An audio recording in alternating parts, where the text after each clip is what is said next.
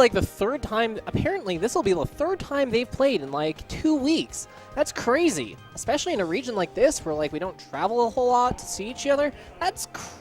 Man, that never happens, unless it's like finals, which I guess this technically is, but gosh darn it. Hi, Dylan. I miss teaming.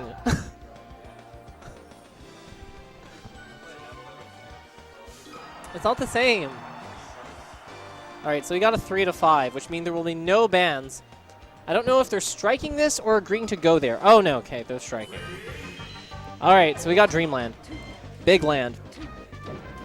Okay, so we've seen this matchup here, like, probably no fewer than 1,000,000 times between Leffen and Mewtwo King, Mango. Shroomed likes this level, I feel. Plup, I think, likes the platforms. No, this is a classic match. Oh my god, that down air. Again, we have Ministry coming out with the aggressiveness, not being afraid to like play around Joe's shield. Joe is trying to still bank on his poking game, but that tech flub will cost him the stock. Oh, he doesn't even bother grabbing the edge. God, what a G. I would have grabbed the edge because I'm lame as hell. Okay. So we've got Ministry managing the corner and oh my gosh, the evasion. Okay, so what he did there was he used his jumps to move around Joe, who was trying to get a more aggressive footing. But Ministry's evasion was super on point, and now we have, oh god, a suicide. Man, this is some clumsy play coming out of Joe. I really hope this is not the theme of the set, clumsiness, because I was really looking forward to watching these two guys go at it. Fortunately, he picks up that edge guard to wrap it up. Okay, so Ministry just opts to pull needles rather than aggressing on Joe and getting up in his grill, which is okay, because now he's got this combo going. Oh my gosh! Oh, that should have been up air, maybe a forward air. I don't know. Maybe reverse forward air. I don't know. But not a down air. Not like that. But man. Okay, Joe's walling him out with back airs. Keeping center. Yep, more back air. Makes sense. That was a crispy edge hog. And no, he didn't factor in the platform. It hasn't costed him dearly yet, but again, if Sheik gets this first, I feel like if Sheik gets this first kill, that's going to be a big mountain for Joe to climb. But Joe takes advantage of that double jump that Ministry did to try to wall him out. I feel like Ministry tried to get back on stage a little bit too hard with that back air, rather than just like being comfortable in the corner. This is still like a deficit, but I mean, it's Fox. Anything can happen. This could like Fox's superpower is he can get blown up at any second. So this could like look like a really lopsided match in Fox's favor. No, I mean in Sheik's favor. But this could also turn around in an instant, especially if Joe keeps falling up like this. Yes, that is exactly what he needed. Like 80 damage, DI in on the up smash. If he gets this up air, he can kill him. If he gets his back air, but Ministry uses his air mobility very, very wisely. But Joe doesn't care. He just hogs that edge. He's like, I used to be a Sheik player. I know what's up. All right. So let's see what we got here. We've got drill shines. We've got up smashes. We've got back air walls. Looking pretty standard right now. Interesting. Ministry is abandoning the... oh, he tried to cheese him so hard there. I saw that, Nick. Oh my god, if that forward air hit the right way. And he tried to use that jab to cover like the option out of shield and control for the jump and other defense. That crouch cancel just saved his life. There is no way that would have like not killed him on the platform had he not done that. Top platform 104. Oh my gosh, that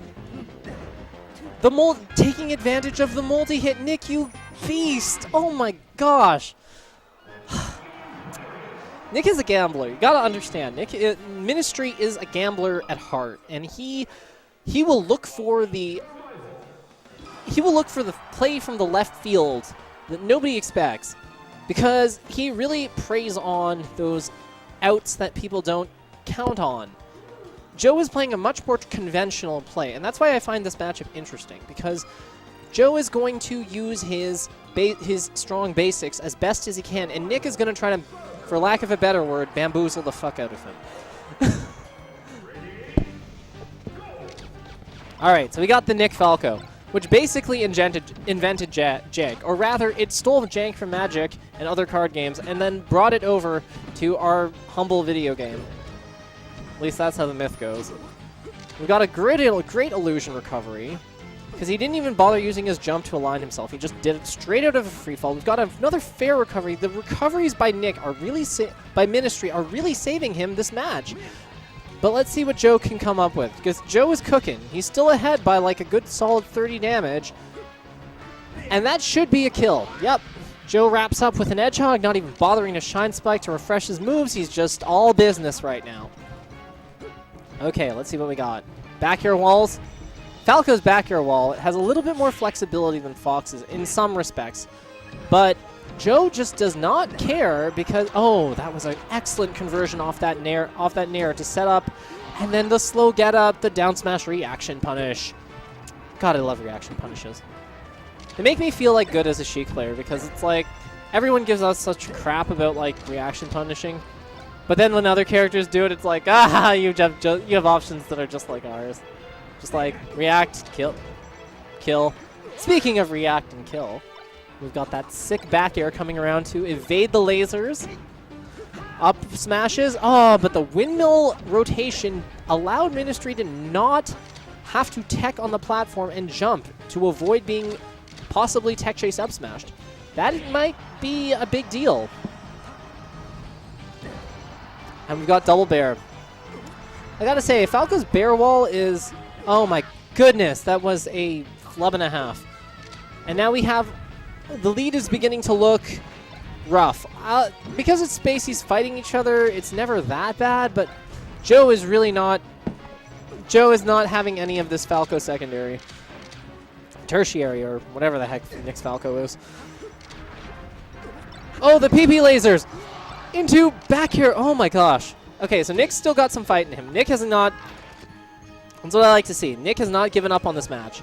He's still... Ministry definitely have some fight in him. Joe has the lead, though. Will Ministry be able to, like, overcome the... He goes for the most hard read up smash ever. So early, in fact, that Ministry just read the book and dipped. Didn't factor in the platform or misjudge the distance, either or. Toronto Joe is definitely using the platforms to avoid having to interact with the Falco's laser game, which is a smart decision by him because he has the lead. He has all the time in the world to work this. So, granted, 5 minutes is pretty early into the match, but he doesn't seem to be affected by it. Definitely exercising that brawl patience. And that should be game.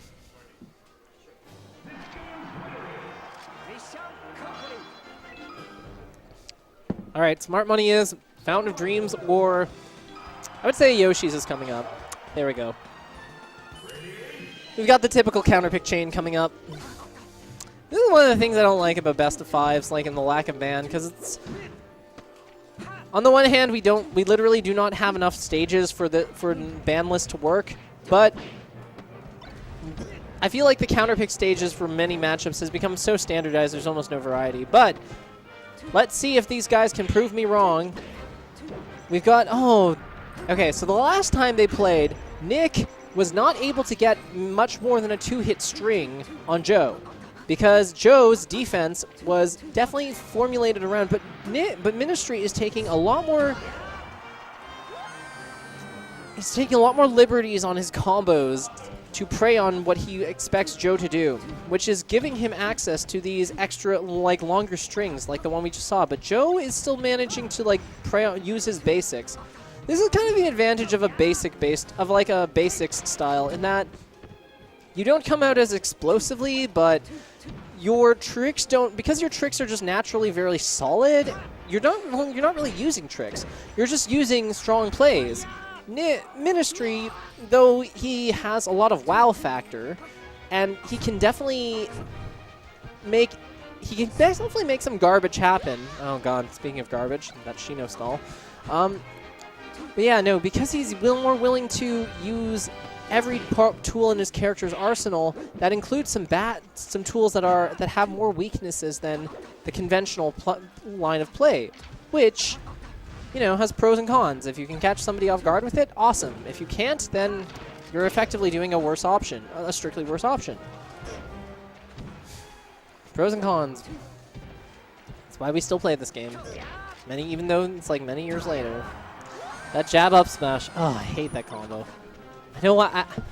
It's only now that I'm like really like washed up that I like understand why Mango hates that combo so much, because it really is just like, man, why does your frame 2 move connect to your like kill option? But then Sheik can do it too. So, and that was a perfect roll. He's observed the drift back. He grabbed. You know, he just came up, and that crouch cancel grab could.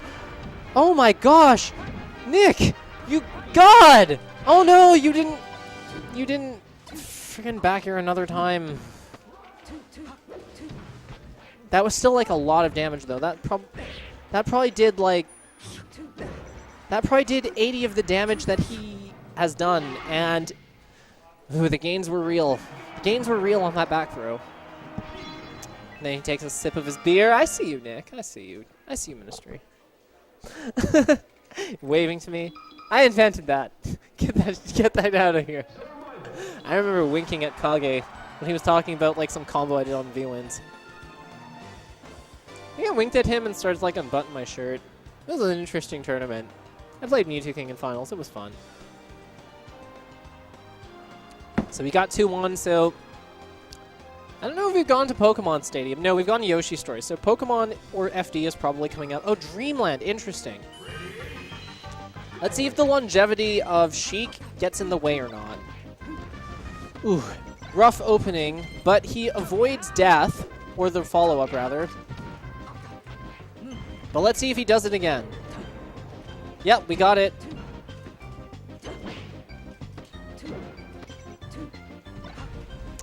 I really like these 3-piece combos that Ministry is putting together, because even though they could be longer, he's really just sticking to his guns and what makes Sheik strong in this matchup against Fox. He's making sure that his combos generally do a baseline of damage, and then following up on that, everything after that is designed to put off stage. There's no dilly-dallying or extraneous work, and those needles are going to make the crouch cancel percents way more manageable, because now he's already out of it. That one back air was enough. So let's see how Joe responds to this. He's going for he's going for a little bit riskier plays, but not significantly risky. That again, my one criticism of Joe would be that I feel like he doesn't pick his combo spots very well, but that was a good tech roll, because Ministry has definitely been predicting him on some of these tech stands. In general, most Foxes have a tell on when they're not going to be tech standing or not. But Joe is definitely playing a more he's gone back to his more conservative play, but Ministry is now taking advantage of this and playing a bit more of an offense. And that was amazing smash DI. Oh gosh. Ministry's looking very, very, very solid. Definitely looking like the stronger player right now, but this could change. All it takes is Fox to get a little momentum, and then all of a sudden his high kill, but Ministry's covering everything. And he's doing it in really weird ways, like that jump around the illusion. What on earth was that? Normally you cover illusions by going below and up, or hitboxing in front of you, but no, jumping above. Apparently that's where the metagame's headed. These kids and their positioning and their weird ass options. Oh gosh, this could be a kill. Oh gosh, and that's another 33. It doesn't look like much, but that 33 damage is the difference between Sheik's. Well, at this point, Sheik's nair knocking down, Sheik's nair and back air knocking down, and oh god, he goes right into that down smash. He doesn't even try to sweet spot, and he will take that trade because he just needs one good sequence to wrap up this game. I know it doesn't look like that was a worthwhile exchange, but trust me, when you have Fox on his last legs, it's worth it, because you can start to. all of a sudden his risk reward becomes so skewed against him. Because all the little things that he does that can get him killed, grabbed, touched, or killed, suddenly have a huge weight attached to them. I had no high. Oh my gosh, what on earth? The Tafokins. He's busting out the Tafokins. Someone control this man. And then we've got the Dreffin coming up, and that's. What on earth was that reverse fair? Oh, so pro. I wouldn't even have done that. And apparently, I was good at this game at one point. That was so good! What on earth is that? Alright, I think I have to play. Bye, everyone!